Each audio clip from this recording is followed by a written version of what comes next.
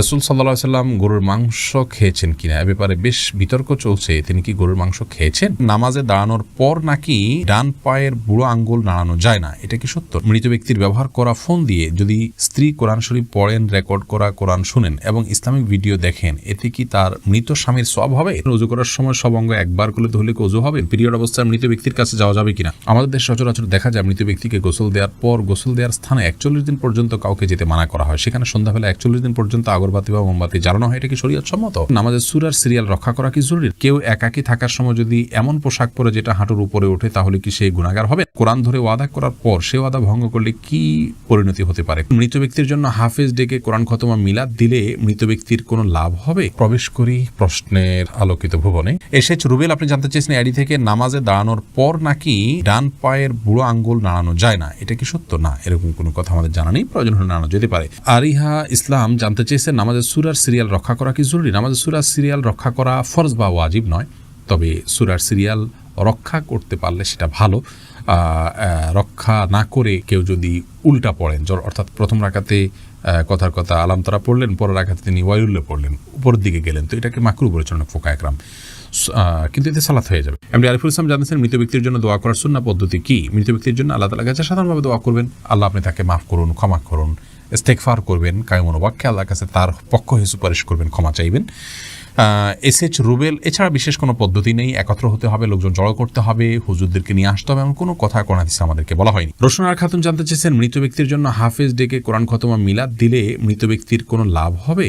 মৃত ব্যক্তির জন্য হাফেজ ডেকে কোরআন খতম পড়া, মিলাদ পড়া কোনো শিক্ষা ইসলাম দেয়নি। এটি সম্পূর্ণ আমাদের দেশীয় সংস্কৃতি বা আঞ্চলিক সংস্কৃতি বা আমাদের বানানো সংস্কৃতি। মৃত ব্যক্তি নিজে তেলাওয়াত করলে তার সব তিনি পাবেন, আমরা তেলাওয়াত করলে তার তেলাওয়াত করে তার সব তার জন্য পৌঁছাতে চাইলে সেটি অনকল আমার মতো জায়েজ আছে, কিন্তু হাফেজ বা হুজুরদেরকে ডেকে এনে তেলাওয়াত করানো এবং তার জন্য পেমেন্ট করা, যেটা আমাদের দেশে প্রচলিত আছে, এটি ইসলাম শরীয়তের দৃষ্টিকোণ থেকে জায়েজ কাজ নয়। যেটি করছেন এবং যিনি করাচ্ছেন সবাই গুনাহগার হবেন। আব্দুল হাই সিদ্দিক জানতে চেয়েছেন, কেউ একাকী থাকার সময় যদি এমন পোশাক পরে যেটা হাঁটুর উপরে ওঠে, তাহলে কি সে গুনাহগার হবেন?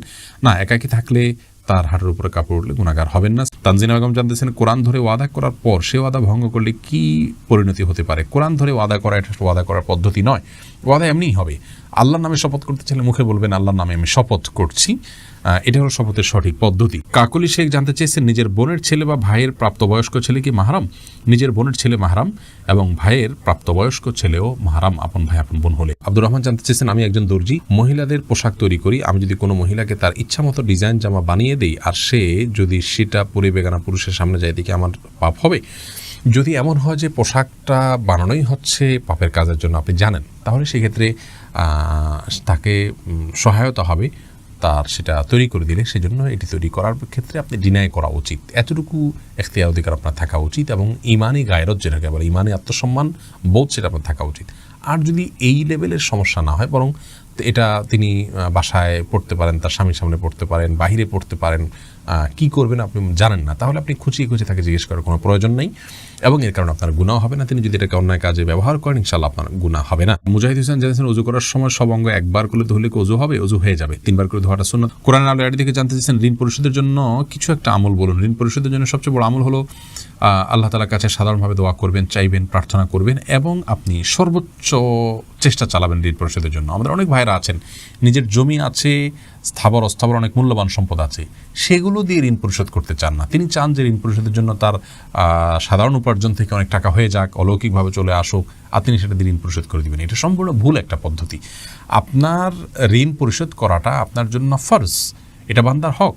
অতএব আপনার জমি থাকলে, সম্পদ থাকলে, এগুলো বিক্রি করে আপনি ঋণ পরিশোধ করবেন, এবং সেগুলো বিক্রি করার অপশন থাকলে বিক্রি করবেন। সেগুলো সব ধরে রেখে আপনি চাইবেন যে আল্লাহ তাআলা অলৌকিকভাবে আপনাকে টাকা দিয়ে দিক, সেটা দিয়ে আপনি পরিশোধ করবেন। এটা সম্পূর্ণ দুনিয়ার প্রতি আমাদের মোহ আছে, এবং ঋণ পরিশোধের গুরুত্ব আমরা বুঝি না, সেটা স্পষ্টভাবে প্রমাণ হয় এমন একটি বিষয়। বিধায় এমনটি করা উচিত না। সেই সাথে ঋণ পরিশোধের জন্য কিছু দোয়া আছে, আল্লাহুম্মা কফিনি বিহালালিকা আন হারামিকা ওয়াগনিনি বিফাদলিকা আম্মান সিওয়াক। আরও কিছু দোয়া আছে, ইউটিউব বা ফেসবুকে সার্চ দিলে আমাদের অনেকগুলো ভিডিও আছে, দেখে নিতে পারবেন। সেগুলো আপনি আল্লাহর কাছে সাধারণভাবে পাঠ করবেন, ইনশাআল্লাহ সেই দোয়াগুলো পেশ করবেন।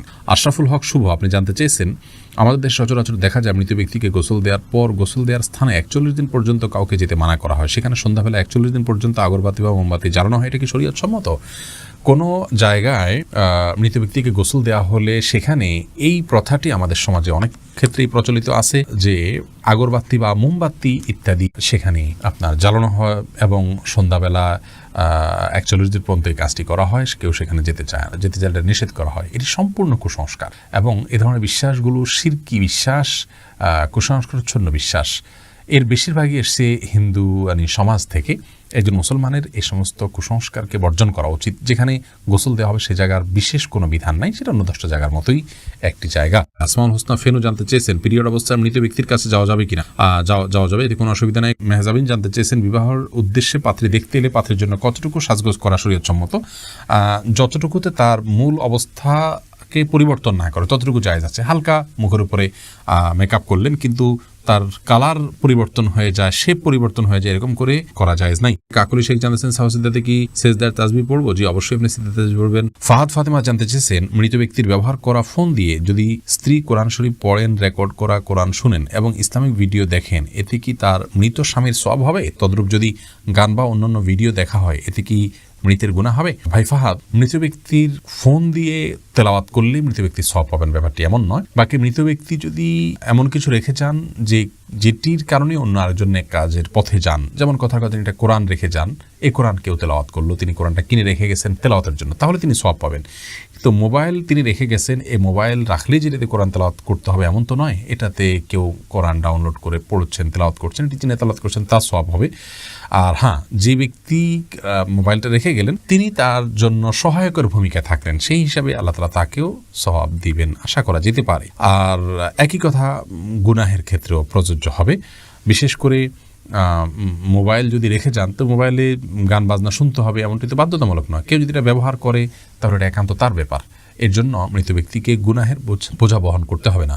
জাহিদ আপনি জানতে চেয়েছেন রাসূল সাল্লাল্লাহু আলাইহি সাল্লাম গরুর মাংস খেয়েছেন কিনা, এ ব্যাপারে বেশ বিতর্ক চলছে, তিনি কি গরুর মাংস খেয়েছেন? ভাই জাহিদ, প্রথম কথা হলো গরুর গোশত এটি হালাল হওয়ার জন্য রাসূল আকরাম সাল্লাল্লাহু আলাইহি সাল্লামের খাওয়া শর্ত নয়। তিনি কোনো কিছু না খেলেই সেটি হারাম হয়ে যাবে, ব্যাপারটি এমন নয়। আল্লাহ রাব্বুল আলামিন কোরআনে হাকিমের একাধিক আয়াতে গরুর গোশত হালাল হওয়ার বিষয় ইঙ্গিত দিয়েছেন। যেমন সূরা আনআমে যথাসম্ভব 147 নম্বর আয়াতে আল্লাহ রাব্বুল আলামিন বলেছেন জমিনাল ইবিল ইসনাইনি ওয়া মিনাল বাকার ইসনাইনি কুল হাররামা ইলা আখির আয়াহ। এই আয়াতে আল্লাহ রাব্বুল আলামিন সুস্পষ্টভাবে গরুর যে গোশত বা গরু এটা হালাল এই বিষয়টিকে আল্লাহ তাআলা ইঙ্গিত করেছেন। গরুর যে আপনার জাকাত কালেকশনের নির্দেশ আল্লাহ তাআলা দিয়েছেন, সেটি কেন যদি সেটি হারামই হয় তার গোশত। এক্ষেত্রে একটি হাদিসের কথা আমরা অনেকে শুনে থাকি এবং বিভিন্ন হাদিসের কিতাবে একটা হাদিস বর্ণিত হয়েছে যে গরুর গোশতের মধ্যে রোগ আছে, ফি লাহমিহি দা ওয়া ফি লাবানিহি দাওয়া। গরুর দুধের মধ্যে শেফা বা আরোগ্য রয়েছে কিন্তু গোশতের মধ্যে অসুস্থতা রয়েছে, এরকম একটি হাদিস পাওয়া যায়। এই হাদিসকে মুহাদ্দিসদের অনেকে সহিহ বলেছেন, আলবানী রাহিমাহুল্লাহ সহিহ বলেছেন, কিন্তু অনেক মুহাদ্দিসিন ইকরাম এটিকে দাঈফ মুনকার বলেছেন।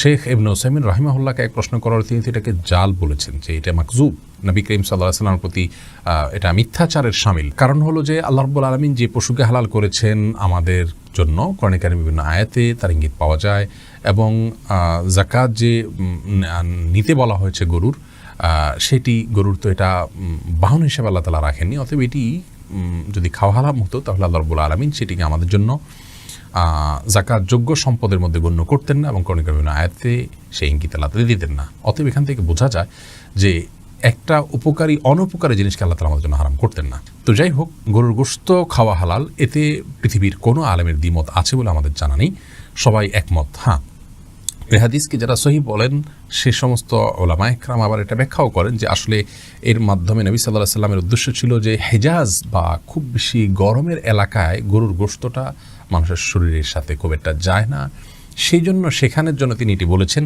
এটা সাধারণ বা স্বাভাবিকভাবে সব জায়গার জন্য সকলের জন্য বলেননি, এরকম একটা ব্যাখ্যা অনেক ওলামা ইকরাম করে থাকেন। যাই হোক, এখন আসি মূল বিষয়, নবী সাল্লাল্লাহু আলাইহি ওয়াসাল্লাম গরুর গোশত খেয়েছেন কিনা। এই বিষয়ে সরাসরি উনি খেয়েছেন এরকম কোনো রিওয়ায়াত আমার জানা নেই, তবে বুখারী মুসলিমের একটি বর্ণনা আছে যে বর্ণনা থেকে বোঝা যায় নবী সাল্লাল্লাহু আলাইহি ওয়াসাল্লাম সুরার নামক একটি জায়গায় এসেছেন। সেখানে আসার পর সাহাবা ইকরামদেরকে গরু জবের নির্দেশ করেছেন। ফা আকালু মিনহা, হাদিসের ভাষ্য হলো অতঃপর তারা সেখান থেকে খেয়েছেন। এই তারা সেখান থেকে খেয়েছেন, এখান থেকে সাহাবা ইকরাম যে খেয়েছেন এটি স্পষ্ট।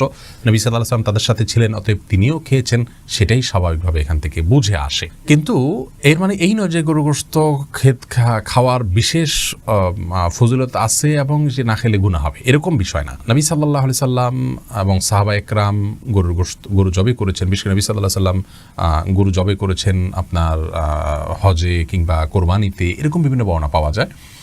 আমাদের ভারতে যে সমস্ত ভাইয়েরা বসবাস করছেন, আমি বিশেষ করে তাদেরকে বলবো, অনেকে আমাদেরকে দেখছেন ভারত থেকে, আমাদের অনেক দর্শকরা দেখে থাকেন এই অনুষ্ঠান, তাদেরকে আমরা বলবো যে আপনাদের এলাকাগুলোতে যেখানে গরুর গোশত খেতে গেলে, গরু জবে করলে, গোশত সংরক্ষণ করতে গেলে আপনারা জীবন হুমকির মধ্যে পড়ে যায়, এরকম পরিস্থিতিতে আপনারা গোশত খাওয়ার জন্য, গরু গোশত খাওয়ার জন্য কষ্ট করতে যাবেন না। অনেকে মনে করে গরু গোশত না খেলে বোধহয় পাক্কা মুসলমান হওয়া যায় না।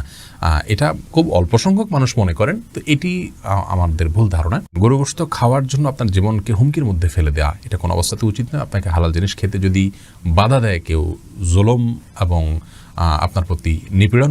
আমাদের এই ভিডিওটি যদি আপনার ভালো লেগে থাকে তাহলে ভিডিওতে একটি লাইক দিতে পারেন এবং আপনার প্রিয়জনদের সাথে শেয়ার করতে পারেন, এবং এইরকম আরও ভিডিও পেতে আমাদের ইউটিউব চ্যানেলটি সাবস্ক্রাইব করে পাশে থাকা বেল আইকনটি অন করে দিন।